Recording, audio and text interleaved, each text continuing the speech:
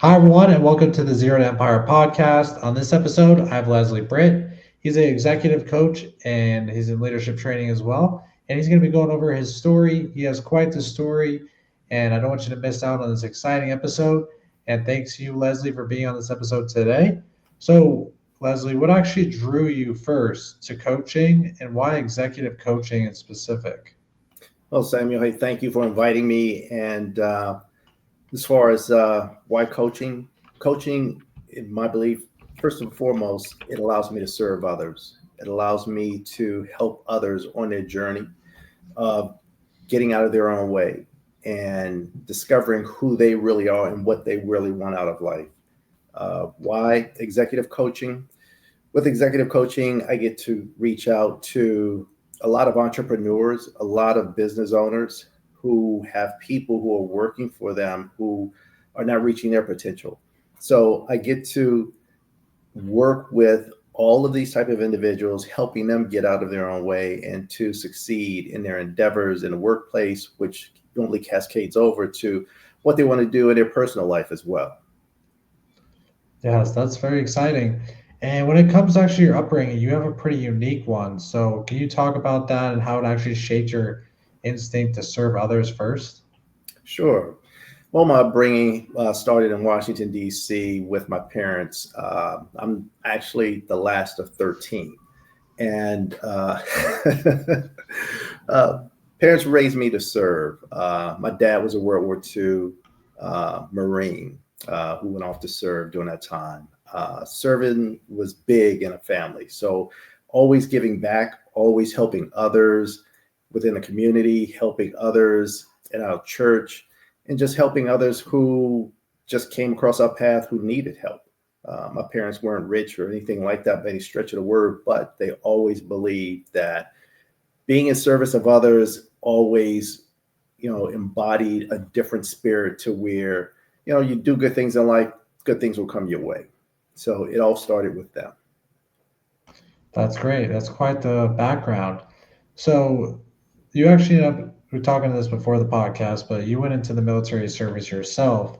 And can you actually talk about how you carry that into coaching today, the lessons?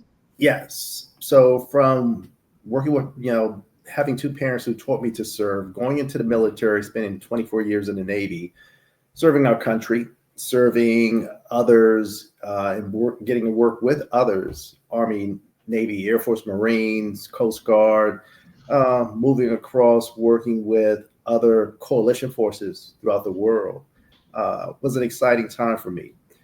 I was always in leadership positions where I had people working for me. So it was either mentoring or helping people get out of their own way, even back then, when I think about it, helping people who were struggling in certain areas of their life. Maybe they were struggling physically when it came to the physical fitness test, or they were struggling trying to make the next rank, or just maybe some things that was just germane to what was going on with them at that time. So between mentoring, between just offering advice, and what I look back now on as early coaching of just being curious and asking them various questions that allowed them to think and then allowed them to understand they had the answer within them, but they were just afraid to step out in faith and just walk that answer out.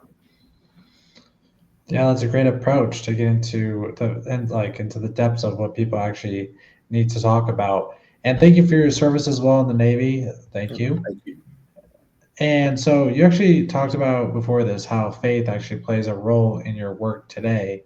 So how does that actually guide your coaching style when you have conversations with your clients? Well, faith is big for me from the standpoint of, once again, I have to go back to my parents, being raised by two parents who have faith in God, and we believed in Jesus Christ as our Lord and Savior. So being able to profess that and understand you have to have good values to go along with that. So what are the things that make up who you are when people are watching? What are the things that make up who you are when people aren't watching you?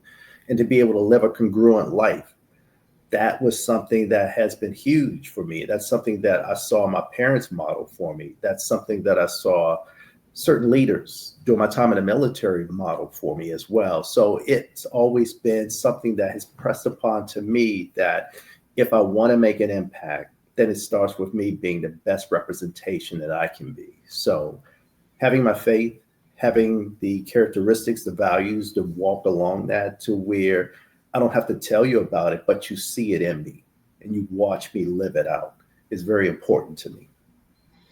That's a great way to go about life. And then who would you say is your ideal client today? And what's usually keeping them stuck, or like what problems are they usually facing? Well, ideal clients, first and foremost, are definitely military. Military members who are transitioning, coming from under that military umbrella, everything is done for you. You're told pretty much when to go to doctor, when to go to dentist, hop in line to get shots. Hey, we're getting ready to deploy, so get this in order, get that in order. Once you come out of the military, you're on your own. There's nobody to tell you to go to the doctor, nobody to tell you, hey, here's your next duty station. So now you've got to figure out these things on your own. You got to figure out where you're going to live, what state are you going to go back to? Do you want to stay outside the US? What job do you want to take? And I think that's a transition within itself it's a hard one for a lot of people. And it can be that way regardless of if you're doing 4 years or if you're doing 30 years in the military. So having to go through that transition, since I've been there myself, I'm better suited to help others, especially with everything I've learned, for the mistakes I've learned in that transition. And being able to coach people through that is vital. Second off is becoming an entrepreneur, uh, working for self, understanding what it takes to say, hey, I'm going to fly solo and just walk away from a normal W-2 job. That's a lot. Takes nerve. It takes a lot of effort. It takes a lot of work that you have to put in to get your business up and running, to meet clients, to come and once again get out of your own way. Especially if you're a person like me, I was not always the talkative type who wanted to go up and just meet people, do cold calls, things of that nature. So I had to learn to get comfortable being uncomfortable in order to put myself in a position to where I could meet people and talk to them about coaching, ask them about themselves, and get to see how I could help them on their journey in life. So, Yeah, entrepreneurship is definitely a very uh, hard skill to learn, and you do have to put yourself in uncomfortable situations. And that's great that you're helping out the people in the military, Navy, just do that transition. So that's very nice. And can mhm. you actually share a story of someone who broke through that like Yeah, experience with you, made an impact on you? yes. I had one military member, wasn't Navy, he was actually Army, who was leaving after 12 years. And they were a little uneasy about what to do. For a lot of military members, the first thing people think is, I'll get a government job. But after we talked about it and we decided, yes, we'll go down this coaching route together where I would coach them, come to realize, no, that's not really what they wanted to do. And that wasn't a passion of theirs as well. So they themselves went into the entrepreneur field and started their own company, started doing their own thing. It was a journey that was, a little afraid, a little apprehensive, but once you step out there and you realize, there is no failure in understanding there's always lessons learned. There's no failure in understanding you can get back up, knowing what you did wrong or where you needed to pivot and try again. So having a client who understood that, embraced that, and was willing to take that on as a mindset instead of saying, woe is me, was very beneficial. And that person is very successful today and doing great things. That's awesome. I'm glad you're able to make that impact on him. And so you actually talked about how your coaching style has a three-legged stool. And can you Mhm. actually tell me how those elements play out, or what does that all look like? Sure. The three-legged stool that I mentioned to you was vision, mindset, and strategy. First of all, the vision, being able to create a clear picture of what the future looks like for that client. And the client has that within themselves. We all have dreams and we have things we think about, and we just wonder, wow, what would happen if I actually stepped out and did that? So being able to talk to the client and just paint that out in the most granular form possible to understand, you know, Is this a 6 months journey? Is it a year journey? What's all entailed? Uh, have you ever done anything like this? Uh, what are their feelings about it? And just get to the point of, hey, here's my clear, painted picture of a future that awakens passion within me that I would really love to pursue. And then the next piece is the mindset. Who do you need to become in order to achieve that? I think one of the things that we often overlook in life is we're growing as people, we're changing each and every day. The mindset that you have when you're single, when you go to being married, when you go to being having married with kids, or you may say, hey, I've got in-laws moving in with me. You're changing constantly. You're not the same person. So the same thing with the military member who's in the military, who now has a different mindset coming out of the military, understanding the adaptation to civilian world and how things are working out here, and how to be an agent of their own and rely on some of the members who are out of the military around them, and at the same time understand their vision for who they are. That's a different mindset. So mindset is something that, it's, we all go through it, but we don't really think about it that much. You'll hear a lot of people focus on the journey. And one of the things I always tell clients, yeah, the journey's great, but look at who you get to become along the journey. Look at what you get to learn, because when you look back over your shoulder, you're not going to be the same person. So being able to take the vision, being able to take the mindset, and then move on to what's the strategy for us to get here.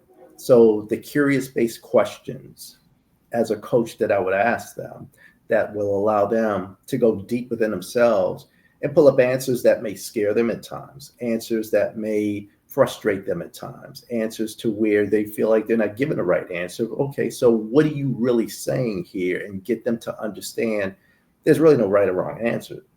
It's about what is it that you want in the moment, and how is that going to get you to the next level. So those are the three elements: vision, mindset, strategy, and just going deep as possible on all three levels with the client. Yes, I do really like that three levels, and it's definitely a very unique approach that you do with your clients. So it's very cool. And so you've actually done leadership training for the government, and we talked about before this, but how do you actually see that evolving moving forward? Well, right now things are moving a little slow based upon all the movement in the government, to where many employees are getting furloughed, and the restructuring of a lot of government entities is changing. So that right now is a slow roll of a mission. But I'm hoping that at some point in time in the near future that it does pick back up. Looking forward to doing more of that training. Leadership training is huge. I remember during my time when I was in the military, and my short period of time when I was in the government, there were always courses on how to be a better supervisor. There were courses that were laid out for, people who were starting out at different ranks in the military, different uh, levels within the government, and how to work your way up through the various leadership ranks. So leadership is important. It's important because, first and foremost, I always tell people, like John Maxwell says, leadership is influence. The greatest person you'll ever lead is yourself. So understanding who you are and how to lead yourself will help you position yourself to lead other people. Yeah, that makes sense. I like that approach. And where can those actually interested in your coaching find and reach out to you by? Well, I'm on LinkedIn. It's the first place. Second place is I do have a website, www.lesbritt.com, and they can reach out to me via the website. I've got a form on there they can fill out, and I'll contact them once I receive that. Those are the two mediums right now that I have available, that most people would choose one or the other to get a hold of me from. That's awesome. Everyone go check out Leslie. He's a great coach, and I appreciate your service. And thank you for being on the podcast as well. And I'll see everyone in the next episode of Zero to Empire. Hey, thanks, Samuel. Appreciate it.